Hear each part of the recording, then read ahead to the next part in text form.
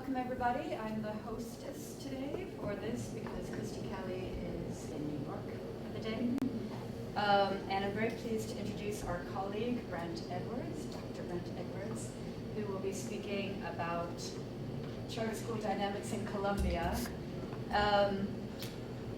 Dr. Edwards is an assistant clinical professor of educational administration and international education at Drexel University, and his work focuses on the political economy of education reform and global education policies with a focus on low-income countries.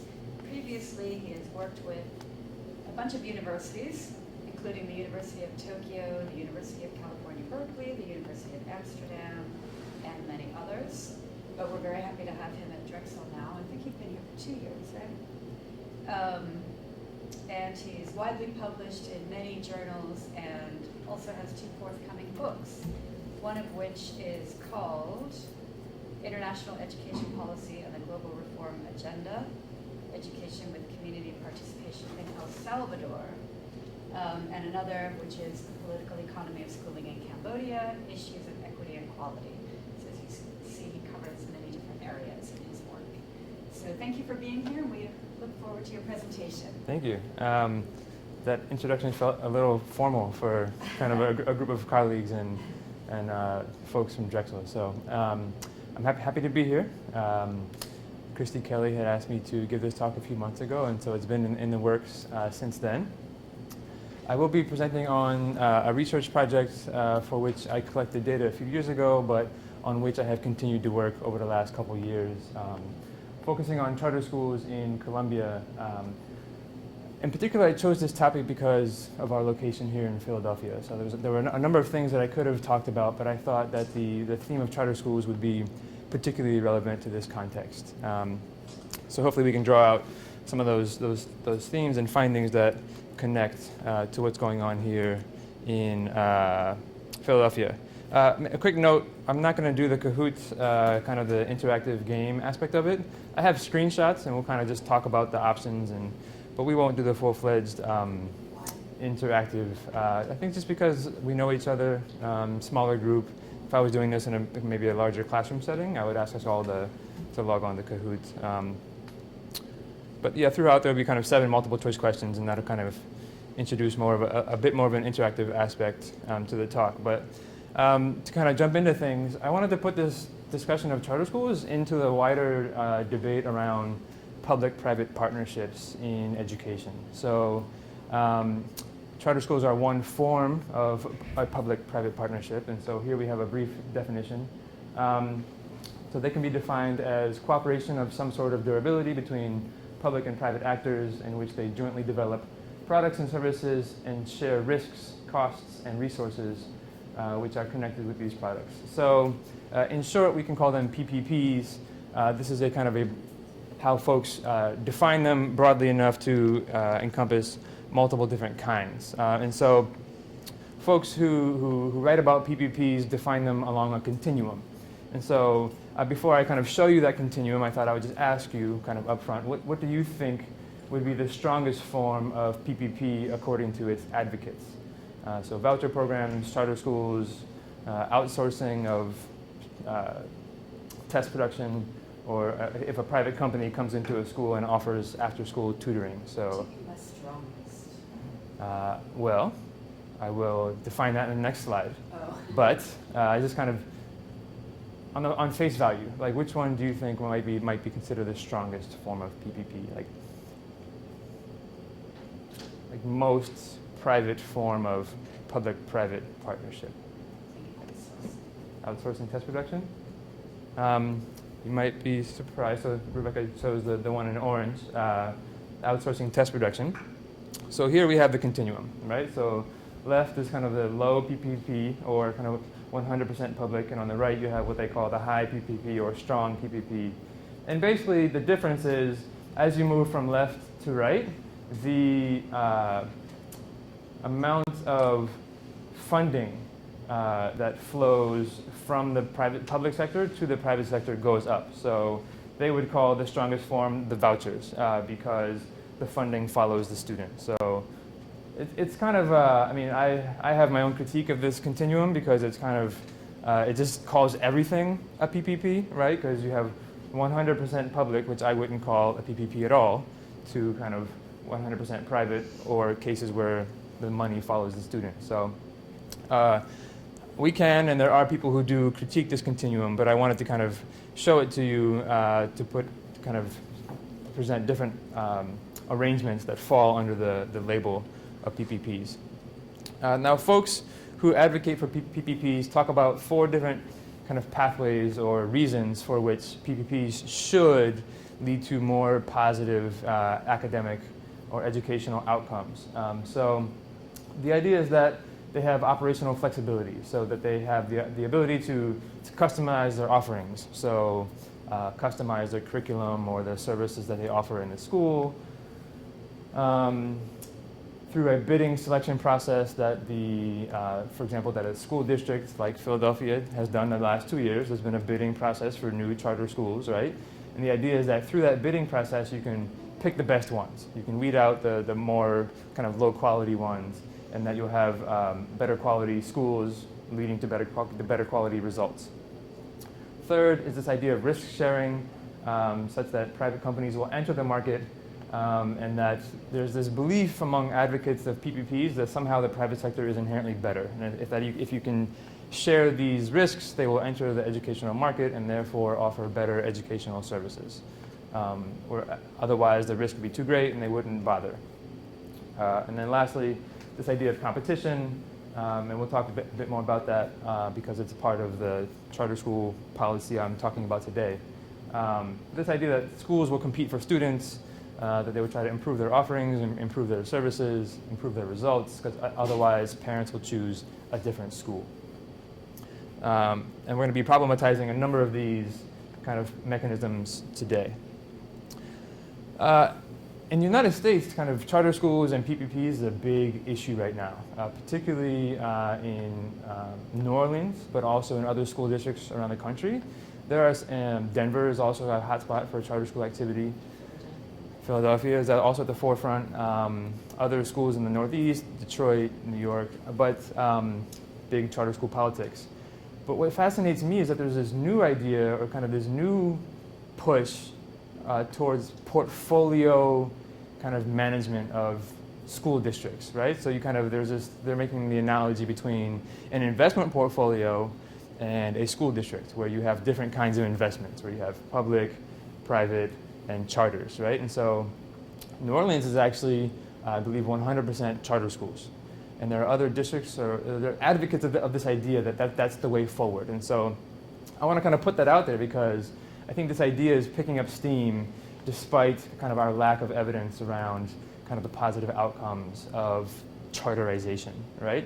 So what have some of the other previous studies said about these things?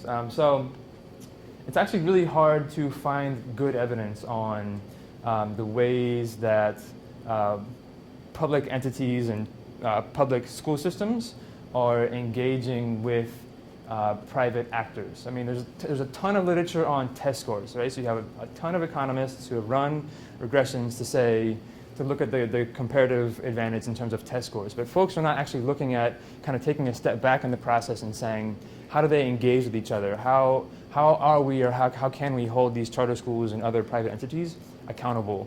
Do the assumed mechanisms work in practice, right? So we're just looking at outcomes, not at process. And so what literature is out there kind of says that local agencies are not satisfied with their level of control. So I think in this case it was about tutoring services provided after school in the context of No Child Left Behind to help them raise their yearly progress. This one as well. That as opposed to competition and making schools compete for parents, you have researchers recently, Javar in the context of New Orleans, saying it's actually the other way around. Schools are choosing parents instead of parents choosing schools, right? And so how does that happen? And that really kind of throws a wrench into these assumed mechanisms of competition. Lastly, kind of at a larger scale, I think Washington State is a recent example. Other districts around the country you have charter school operators working with their advocacy networks to change the rules of the game, right? So I mean, you talk about the framework for these public-private partnerships and how they're supposed to lead to better outcomes, but you have instances in which those operators are working together with their advocates to kind of reconfigure the rules of the game in their favor so that they don't have to compete, or so that they're not held accountable to those certain outcomes. And so I think these are important findings to keep in mind as we go forward. Did anybody hear about the controversy with Pearson and its textbooks, speaking of kind of public-private partnerships? So Pearson is a very large textbook manufacturer. They had a nonprofit wing, and they got into legal trouble in the last year or two because it was found that they were using their nonprofit wing to wine and dine district decision makers, specifically folks who made decisions about textbooks. So they were sending them on trips to Australia and Brazil, and then lo and behold, those same districts would then adopt Pearson textbooks, and that's big money. So I mean, this is another kind of example of how public-private partnerships, there can be issues. Okay, so this particular case, this is a picture of a concession school in Bogota. But what is this policy? What is this program? So a bit of background. So it is a charter school model. It emerged in the late 1990s in a familiar context, right? I mean, all across the United States, we have this context of austerity and this context of accountability. So a new Secretary of Education was appointed for Bogota, where she wanted to enhance accountability, tie funding to outcomes, lower spending on bureaucracy, and reduce teacher influence. That could be a lot of places in the world right now. I think that some of the findings here are relevant to other contexts. It started in 1999. Over the course of 5 years or so, they built 25 charter schools. The original contract was for 15 years. Recently, 17 of them had their contract extended through 2017. And in terms of scope, it reached 4% or 40,000 students in the district. This is a visual, so this is Bogota. And I just want to kind of show you the location of the charter schools. And so these little crosses represent each school. This circle is center city, so this is kind of the downtown historical city center, other areas, kind of finance, but they're higher income, right? So the darker areas are the more poor and marginalized areas. They're kind of slum-like, many of them. Folks who have migrated there after there's an ongoing conflict in Colombia, right? So you have lots of people migrating to Bogota, kind of fleeing the conflict, and so they are slowly kind of becoming more formalized settlements, but comparatively much more poor.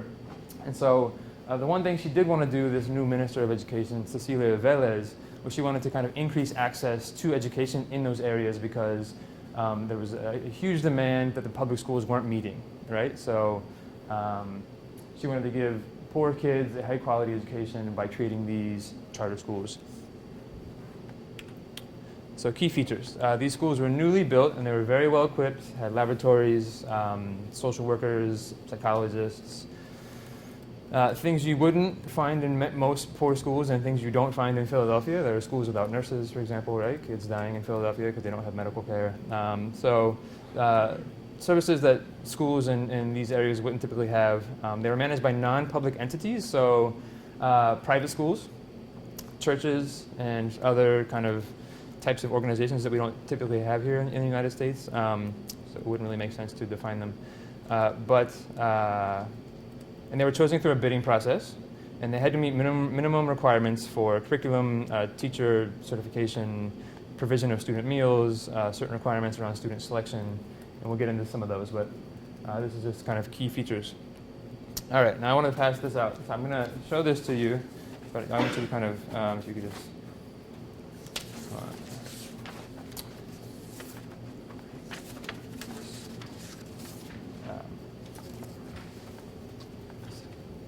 So this is the theory of action of the program. I'm going to talk through this briefly, and then we're going to kind of refer to this throughout the rest of the presentation. So just to start, you have certain regulatory guarantees, right? So The parents in the neighborhood could put their kid's name in the hat to be chosen for that charter school, so you have school choice. The money would follow the student, so it was a kind of a voucher scheme. And then you were giving private entities the kind of the responsibility for managing these schools, right? So that's the legal framework. And then I want to draw your attention down to the bottom where it says B, right? So not ideally, this is how it worked. There was a bidding process. Once those schools were chosen, if you follow the arrow up, the government would hold the schools accountable through standardized evaluation, through kind of test scores or other forms of evaluation. They would then communicate those results through kind of an information sharing system to the parents, who would then use that information to pick a school. Those schools, feeling the accountability and competition pressure, would improve kind of modify their behavior, and then improve student outcomes, right? And then that would feed back into this kind of flow chart. So this is part of the kind of process of breaking it down and saying, instead of just looking at inputs and outputs, what's the black box? How is the program supposed to work in practice? All right, so before I tell you, just think for a minute about bidding processes and what might have been, which of these might not have been an issue. So in the folks who I spoke with, which of these did they not mention as being an issue for the bidding process? Was it too slow? Were the requirements too strict? Was there a lack of trust between schools and the government? Or was there a lack of understanding by the schools of what the PPPs were? Anybody can, I'll just take one guess and then we can kind of see what the answer is.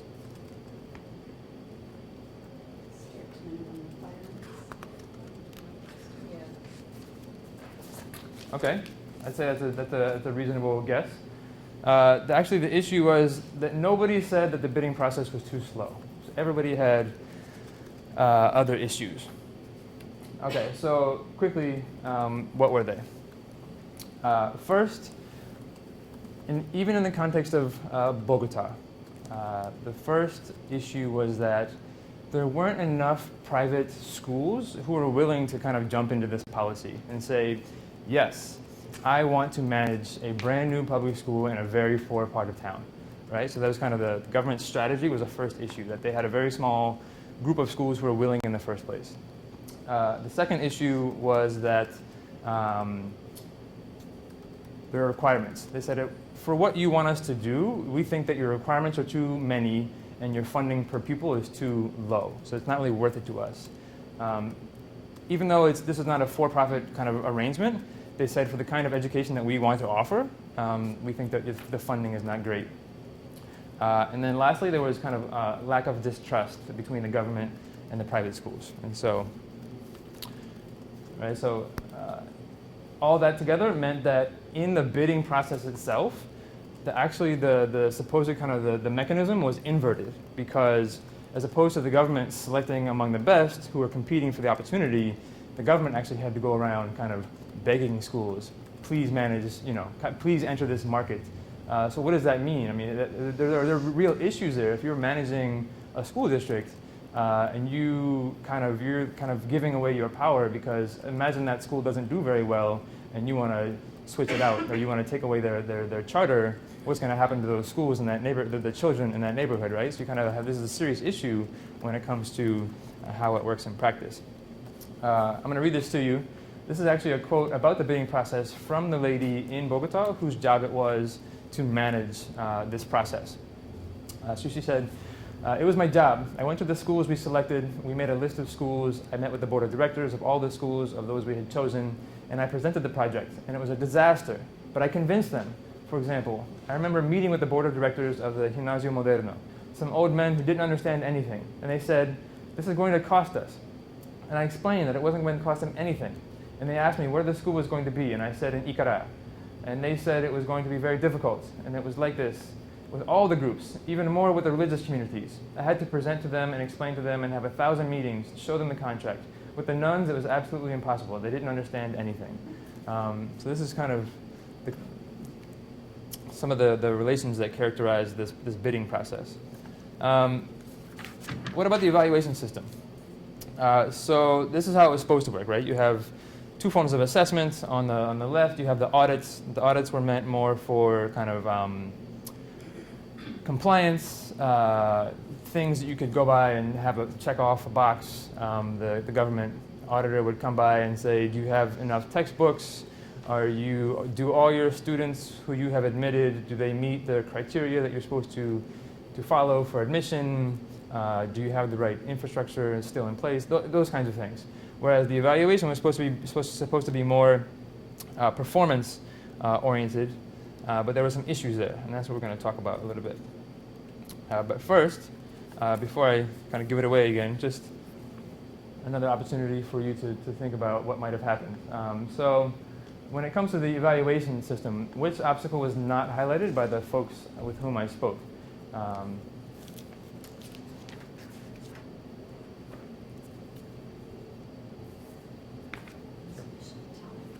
Insufficient time spent on data collection. So the choices were, was the atmosphere too politically charged? Was too little time spent on data collection? Was there a conflict of interest between the government and the evaluation company? Or were the inappropriate evaluation methods used? Sorry again.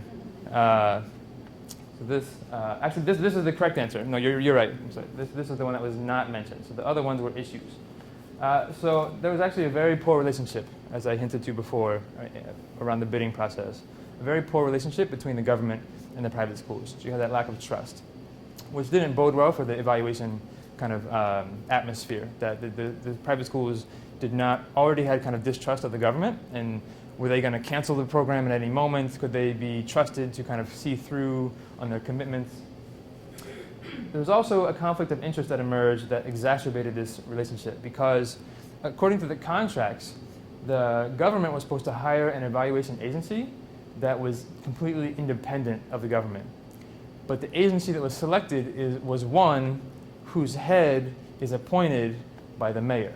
So the charter schools knew that, and they said, any negative evaluations you might come up with, don't try to use them as evidence to take action against us because we can, there's a legal issue here that those evaluations are no good because you hired a company that shouldn't have been hired.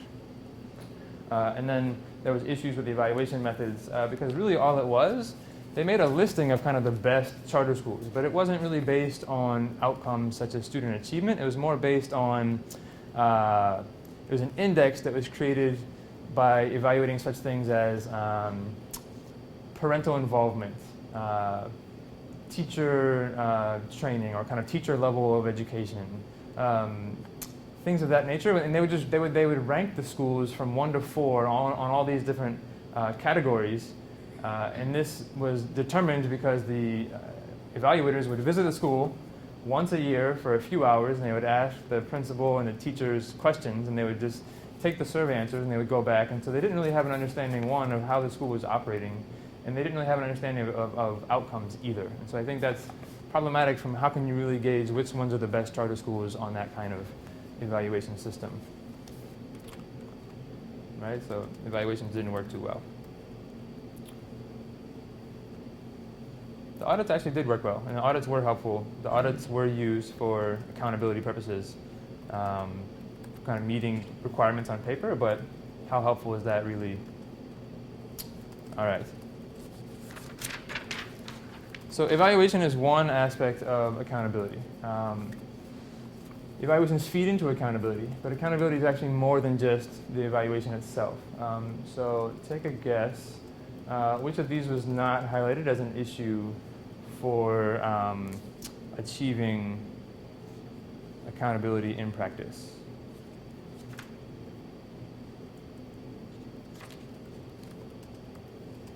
Anybody? So was the contract language insufficiently specific? Was there confusion around the requirements for compliance in the program? Was there a revolving door between charter school personnel and going to work for the government? Or was there a politically tense relationship?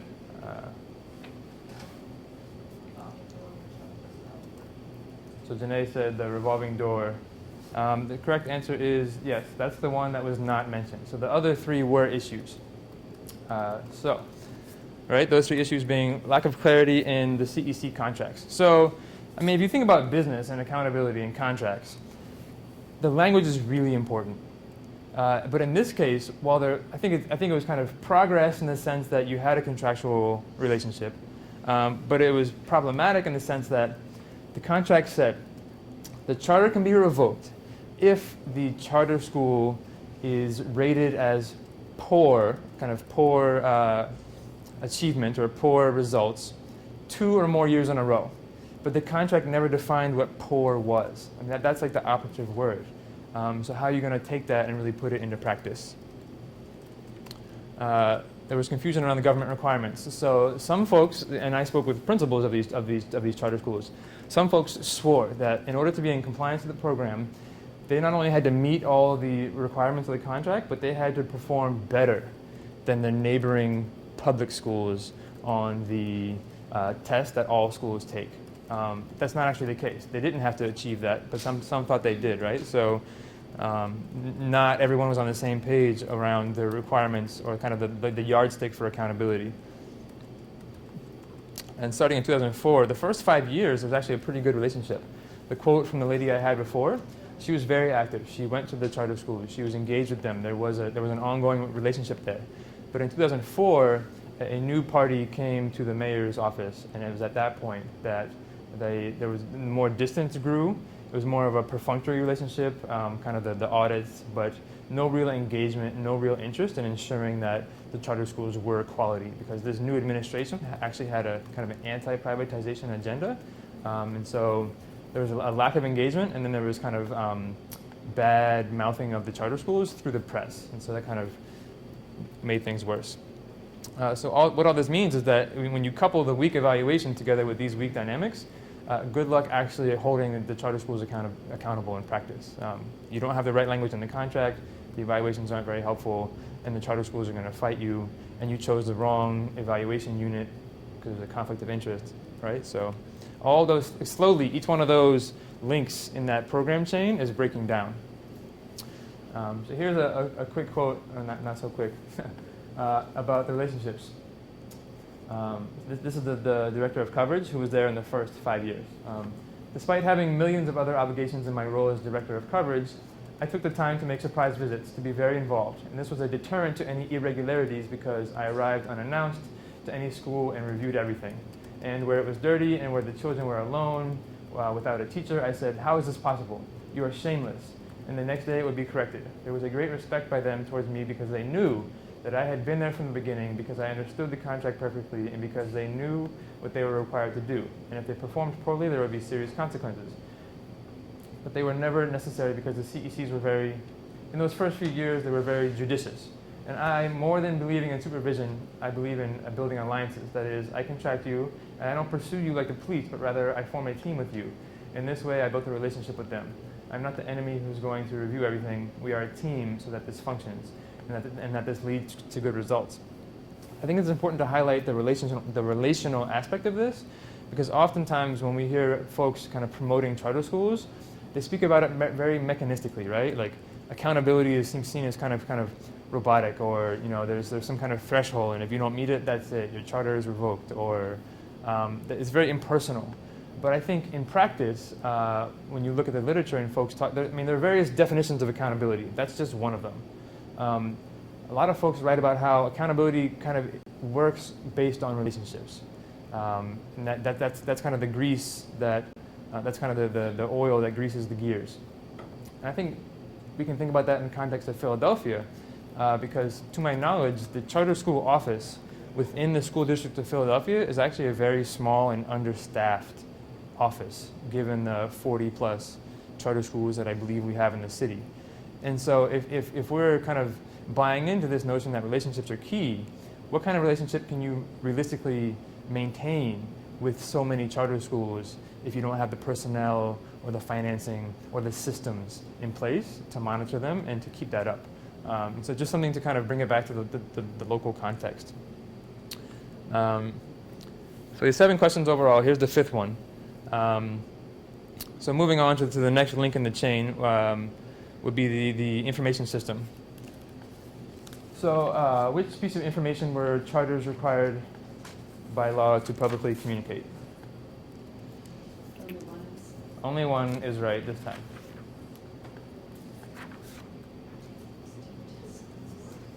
Yeah, right? You would think student test scores. Actually, the only thing that they were required to communicate to the public was a number of spots that they had open for enrollment. So more about this information system. There's not much to communicate. So first off, that's the only thing that they were required to communicate. Second off, there wasn't much to communicate because they had a really high retention rate, because the families who were lucky enough to get their kids into these schools kept them there, right? Comparatively, they were new, they were better resourced, they had support services, so you want your kid to stay there. So there weren't many kids dropping out. So you didn't have many open spots in later years. You only ever had spots really in that first year with the initial intake, because the schools went kind of K through 12, right? So the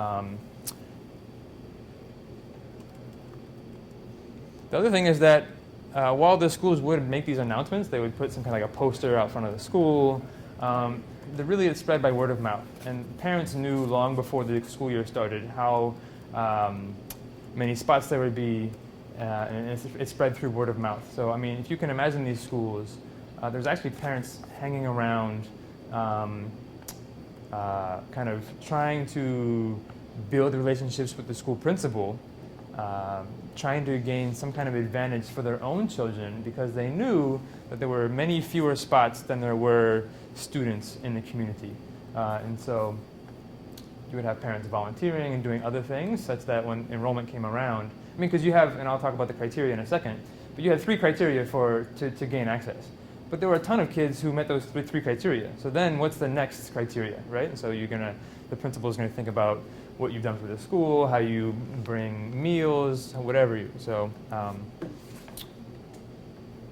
And as you can tell, lack of emphasis on communicating performance results. So, I mean, parents could find those out. The parents could go to the internet and look their school up, but there wasn't an effort to kind of get the results out to the parents, out to the communities, which is important to highlight, because in this kind of programmatic, like this logic model, supposedly advocates say that's the criteria parents should be looking at when making the decision for where to send their students to school, right? So it's kind of like another breakdown in the chain, or how we think it works.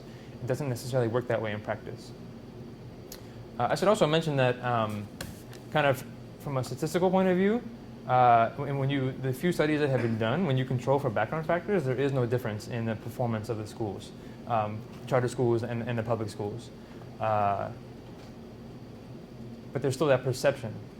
I mean, we have the same issue in the United States. All the studies that I've seen, when you compare apples and apples, there's no difference. There is no charter school effect in terms of results. But even if I'm a parent in a poor neighborhood, try telling me that I don't want my kid to go to that new charter school, right? But the point here is that it's other criteria. It's not necessarily the criteria that we think parents are using to make those decisions.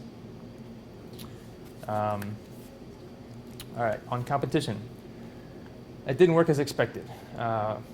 Why do you think so? 3 of these are right. Which one do you think is not right?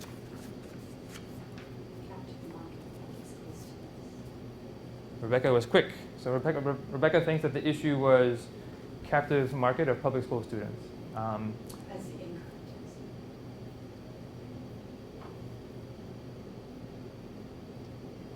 This did happen in practice.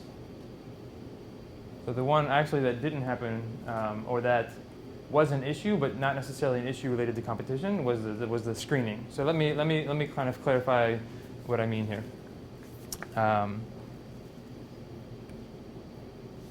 So I'll talk about these, and then I'll come back to the screening issue.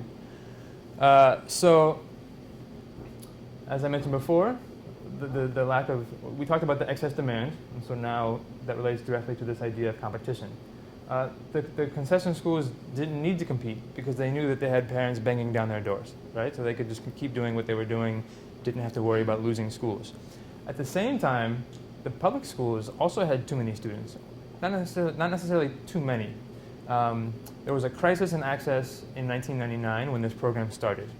By the mid-2000s, the public schools were no longer kind of bursting at the seams, but they still had sufficient enrollment that their school wasn't going to be shut down, right? So the principals still knew they're going to have students to serve no matter what. So they also were not worried about losing students and to having to compete.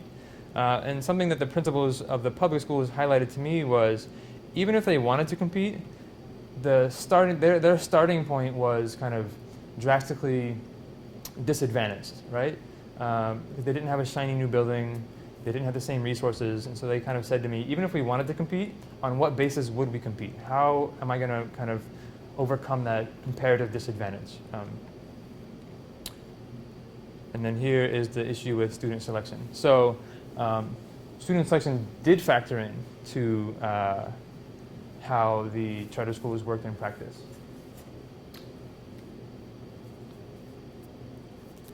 And so which of these was not required by the government? So the government said you have 3 criteria that you have to use when admitting students. Which one of these do you think was not it?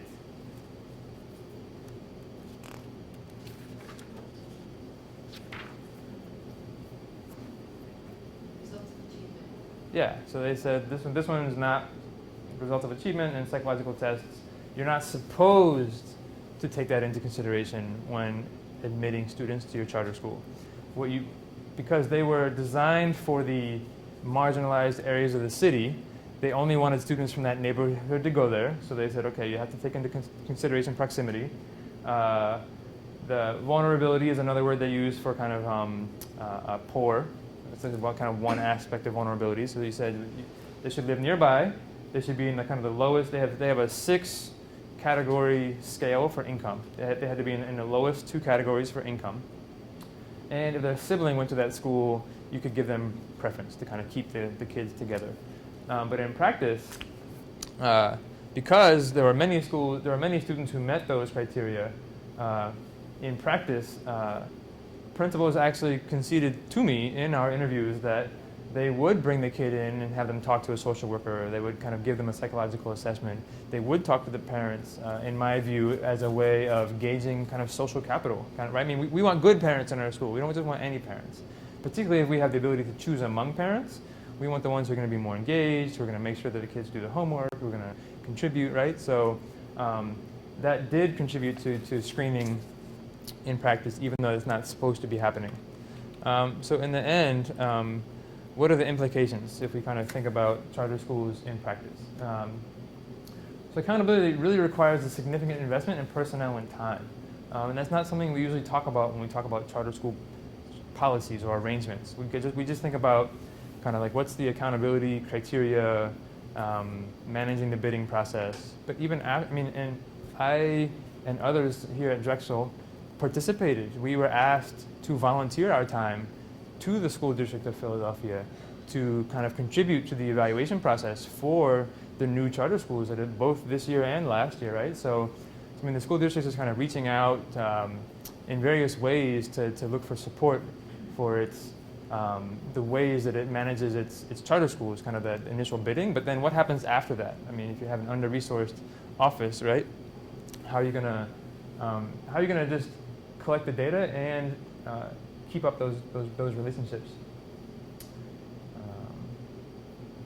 I think that performance targets should be set when conditions are favorable. I mean, try getting someone with whom you disagree to come to some sort of agreement around how you're going to hold them accountable when they're already angry at you, right? It doesn't work. So kind of at the start, try to kind of build those relationships, get everyone on the same page, and agree to what are those criteria. Because if you do it down the road when they're already kind of mad at you, good luck.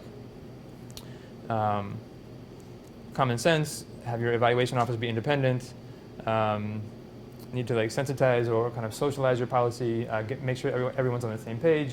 You shouldn't have principals across the district and each one of them thinks something different about what their evaluation kind of yardstick is, how they're being evaluated. Some of these kind of implications for practice are common sense. I think you should limit the number of private providers. I mean, I think there should be some sort of assessment of the capacity if you're going to go down this road, I think there should be some sort of assessment of the capacity of the private providers in your area, because if you need to replace a private school or if you need to revoke a charter, who's going to pick up the slack? I would not, as a school district, want to be in a position where I'm captive to the charter schools. I would want them to be one aspect of my school district, kind of supporting our vision, right? So I wouldn't want, just to make sure that those dynamics are favorable to the school district. Competition, we need to acknowledge that it requires certain conditions to work in practice. If you just put a few highly desirable schools into poor neighborhoods, competition is not going to take effect. I mean, for some reason, people think that just because the presence of a charter school or the presence of a private school will automatically engender competition dynamics. We never really unpack that. We just kind of say, we have, like, to my mind, when I read a lot of the literature, it's just kind of this idea that charter schools equals competition, or private schools equals competition, and I think we need to look more at how that actually works in practice and say that it requires a specific set of conditions. And then to implement a lottery system for student selection to kind of eliminate that preferential aspect of the principals choosing parents because they like them, for example.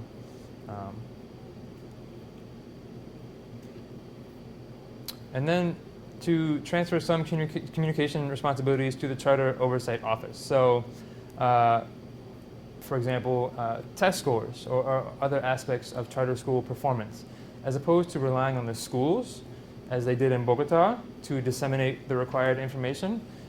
I would transfer that more to, but then again, this has implications for resources and personnel. Who's going to do that in the district office? And as my last slide, just some things to keep in mind. How to define sufficient competition. How can and should charter schools exit the market in a way that takes into account costs for the public? So there aren't many studies, but there are one or two studies that actually talk about the kind of emotional costs to families and students when their school is shut down. And so I think that's a different kind of cost. I mean, we talk about efficiency a lot in relation to charter schools and private schools, but we don't talk about that lived experience and what it means for the students. We tend to talk about them more in accounting terms rather than as kind of this, what's the human experience like of maybe you were in a failing public school and then you went to a charter school and now that's shut down too. I mean, it's a very traumatic experience. So kind of taking that into account. When we talk about, oh, just close the charter school. Well, what does that mean? Like, what's the cost to the people involved? And then if we want to talk about accountability, and I think if we want to take it seriously, we should hold the Charter Oversight Office accountable. Right? I mean, their job is very important, and their job is to watch the charter schools, but who's watching them? That's just not even a part of the discussion, right? And then do kind of a question / assertion. I mean, do charters and their advocates pose a threat to democratic accountability? I mean, if you have kind of networks of folks who are influencing decisions at the district level, kind of outside of the scope of public debate or elected office, what are the implications of that for public school systems? A few people have done work on this in New Orleans and other contexts about kind of how decisions get made. Because I mean, if you're a citizen of Philadelphia and you're not happy with your school system, who can you go to? I mean, who, right? Even if it's an indirect form of accountability, who are we electing here? And so kind of how are the decisions actually getting made, and what are the implications for that for kind of democratic accountability of a public school system? I believe that's the end of my presentation. So thank you very much. I appreciate you staying awake. And I'd be happy to entertain any questions for a couple minutes. Becca?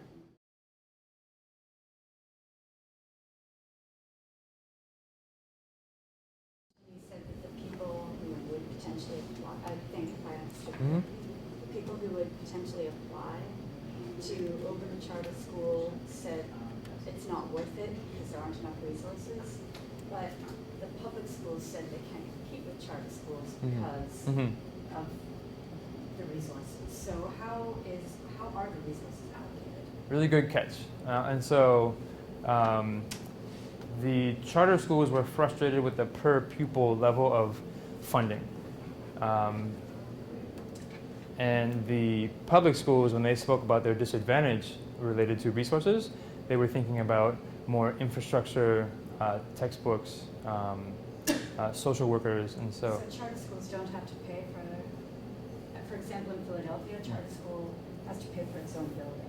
It's not provided by the public school system. Okay. So out of the money that's allocated to Sure. charter schools here, they have to also pay for. Right, they have to find it themselves. Yes. Right. No, in Bogota, the government built with tax dollars shiny new buildings I see. and equipped them, and then said these are charters. right. So they said we're going to build it and we're going to fill it and then we're going to give it to you and you're going to manage it, and then each year your budget will be based on a per pupil funding. But even in that context, the private schools, because these were very elite private schools, and the kind of the folks who ran those elite private schools had a particular idea of what a quality education looked like, and so for them, they could not offer that, even though they were starting ahead of where the neighborhood public schools were starting. To them, they still felt uneasy with the level of per pupil financing because they thought they couldn't offer what a quality education looks like. You said you had two questions there. But I'll wait until someone else has a chance. I had a question on the slide on policy recommendations. Yeah. Number 5, it says limiting private providers to ensure excess private capacity is available. Mm-hmm. Could you talk a little bit more about that and talk about and then the competition and that you mentioned in the final slide? Like how would you go about ensuring that there are enough people, private people, who are interested in providing charter education to their students? The first one was about number 5, right? Mm-hmm. The question is kind of, just to kind of Could you explain it. clarify that? Yeah, so, explain it a little more. so if I'm a school district and I would want to first kind of do like a market assessment to see what kind of potential partners are out there. So what private schools or other private entities like churches are out there who could manage a school for me. And then I would want to gauge who's interested. And then from among that kind of pool of folks, I wouldn't want to max out the available interest or available or available capacity in one go. Because then if I say, okay, you're all going to get a school, and then we're down the road a little bit, and I'm not happy with the performance of one of them, and I want to take away their charter, kind of who's going to step into that gap? If there are no more folks who are interested, I mean, the charter could revert back to district control, or if you want to stick with the program, you would need someone else. And so that's what I was thinking about, that I would want to kind of have like a safety net there of folks who could fill that gap, if that makes sense. And then under what conditions would competition work? I don't know. This is a really tricky one, right? Because you need parents to have multiple choices. But so I think that's the first condition, right? Is you need more than a token choice where only 4% of students are getting in, right? But on the back end, I think if you have that, I think there's still a problem, particularly in the context of austerity. So I'm actually, in a back-ended way, really glad you asked this question. Because if you think about a context of austerity where everybody's looking for reasons to close schools, or you have the need to close schools because you have a budget shortfall, if you were to actually create the conditions for competition, it's very likely that your enrollment in your neighborhood public school would go down. And then they would be seen as too few students in that school. And it would just lend credence to the idea that we can close that one, or we can consolidate it.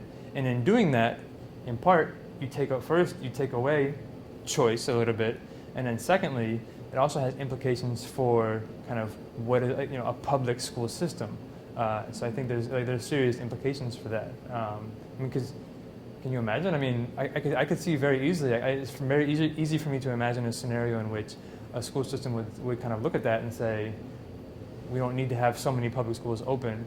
So it's kind of like a Exactly what happened in Philadelphia. Exactly. I mean, so kind of what do you do, right? Because on the one hand, if you want it to work as it should, you need to allow for kind of reality that is not politically acceptable or financially acceptable. So it's kind of a catch-22. I don't have the answer, but I think it's a really important tension, to highlight. Are there any questions online? No, nobody has typed in any Okay. questions yet. No problem. Maybe Janae and then Rebecca. I'm interested in the communication of the schools. You said they only let people know when there were vacancies.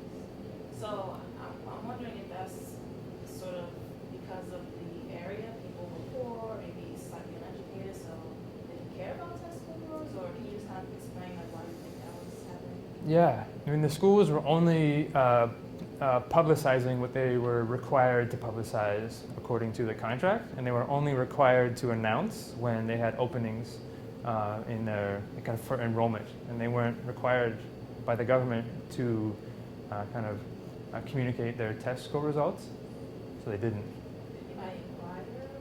I don't know. I didn't speak with enough parents to know how outside of the school. I do know that they could access those results, but through the internet. But I don't know the extent to which they did.